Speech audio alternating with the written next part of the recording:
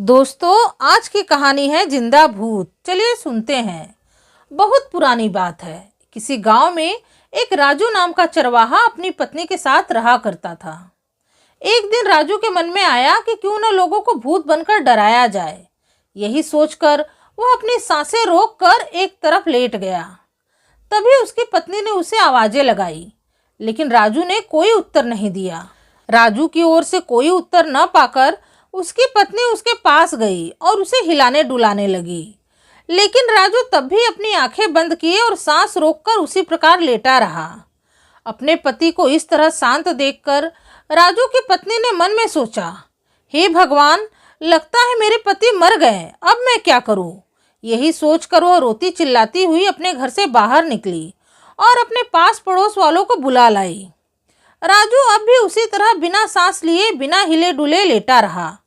पड़ोसियों को भी लगा कि राजू मर गया है। पड़ोसियों ने कहा कि अब राजू का दाह संस्कार करना चाहिए। सभी पड़ोसियों ने मिलकर राजू के दाह संस्कार की पूरी व्यवस्था की। फिर राजू को लेकर वे सभी नदी के किनारे पहुंच गए। राजू को लकड़ियों के ढेर पर लिटा दिया गया।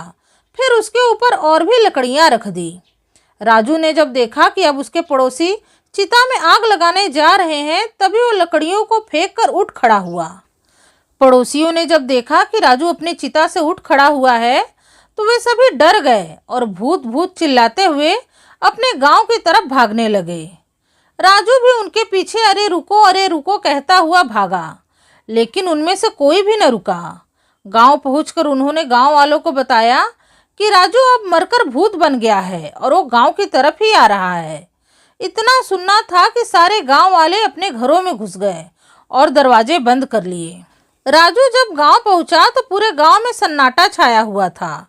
राजू अपने घर की ओर चल पड़ा। राजू की पत्नी नागम्मा ने भी सुन लिया था कि उसका पति भूत बन गया है, तो उसने भी जल्दी से घर का दरवाजा बंद करके कुंडा लगा दिया। घर पहुंचकर राजू ने देखा कि उसके घर का दरवाजा बंद है, तो उसने दरवाजा खटखटाते हुए कहा, नागम्मा, दरवाजा खोलो, मैं राजू हूँ।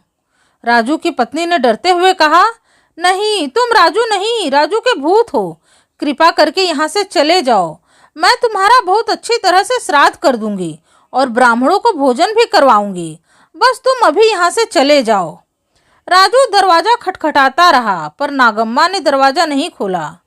अंत में हार कर राजू अपने घर से बाहर ही बैठ गया और सर पर हाथ रखकर कहने लगा, हे भगवान, अब मैं क्या करूं? मेरी पत्नी भी मेरा विश्वास नहीं कर रही कि मैं भूत नहीं हूं। राजू ने पूरे दिन से कुछ नहीं खाया था। अब उसे बहुत जोर की भूख लगी थी। उसने मन में सोचा कि अब मुझे भोजन कौन देगा, जब मेरी पत्नी भी मुझे भूत ही समझ रही है।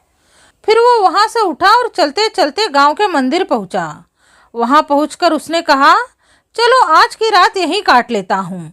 सुबह जब पुजारी प्रसाद चढ़ाने आएंगे तो उन्हीं से प्रसाद लेकर खा लूँगा। इतना कहकर राजू मूर्ति के पीछे छिपकर बैठ गया और पुजारी की प्रतीक्षा करने लगा। रात बीती, सुबह हुई। गांव वालों ने धीरे से दरवाजे खोले और बाहर झांका। राजू का भूत कहीं दिखाई नहीं दिया। अब सब लोग घरों से बाहर आ गए और अपने अपने काम धंधों में लग गए। मंदिर का पुजारी भी प्रसाद बनाने में लग गया। उसने प्रसाद के रूप में खीर, पूड़ी, बड़े और लड्डू भी बनाए। फिर सारे प्रसाद को एक थाली में सजाकर मंदिर की ओर चल पड़ा। मंदिर पहुंचकर उसने प्रसाद की थाली को एक ओर रख दिया। फिर कुएं से बाल्टी भरकर ले आया और मंदिर को धोने लगा।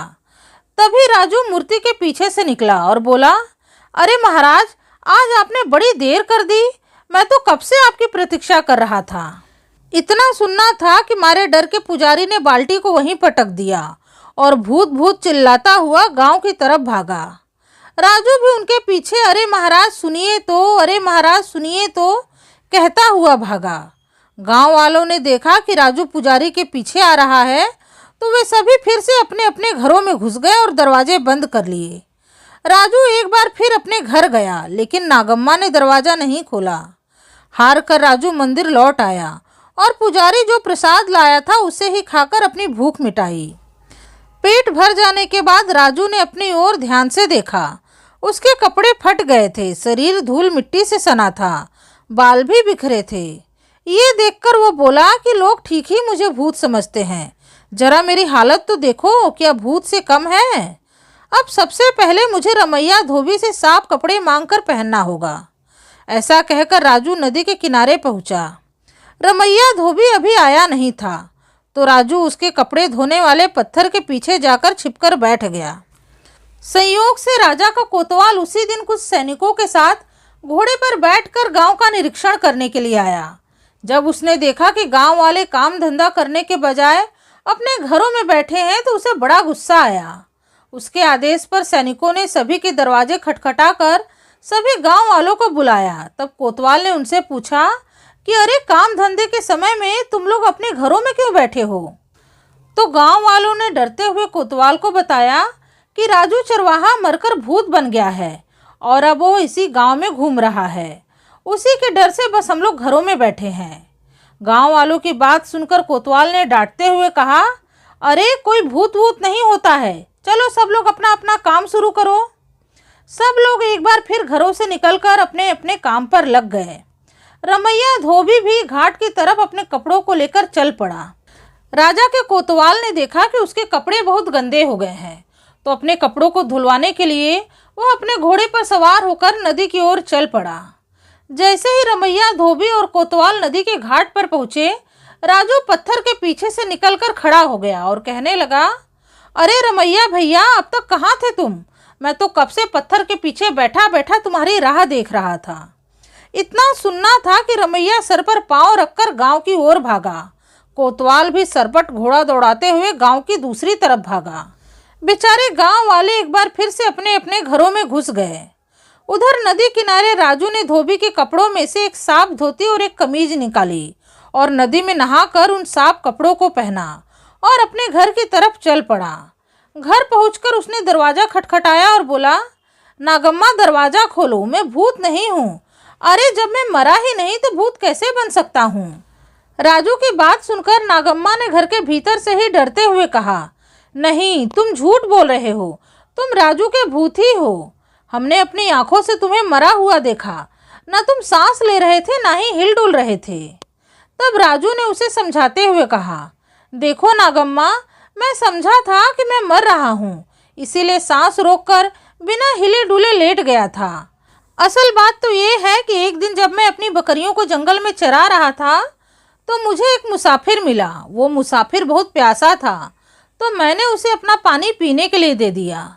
मुसाफिर ने मुझे एक कच्चे सूत का धागा दिया और बोला कि इस धागे को बहुत संभाल कर रखना। जिस दिन ये धागा खो जाए तो समझ जाना कि तुम मरने वाले हो। और वो धागा मुझसे कल ही खो गया, इसीलिए मुझे लगा कि मैं मर रहा हूँ। अगर तुम्हें मेरी बात पर भरोसा नहीं तो दरवाज़ा खोलकर एक बार देखो तो कि मैं मरा हुआ हूँ या जिंदा हूँ। राजू की बात सुनकर नागम्मा ने डरते हुए धीरे धीरे दरवाज़ा खोला, तो राजू नहाया धोया साफ कपड़े पहने हुए खड़ा था। राजू को देखकर नागम्मा ने मन में सोचा, ये भूत तो नहीं लग रहा है। फिर उसने हाथ बढ़ाकर राजू को छुआ और जोर से चिकोटी काट ली।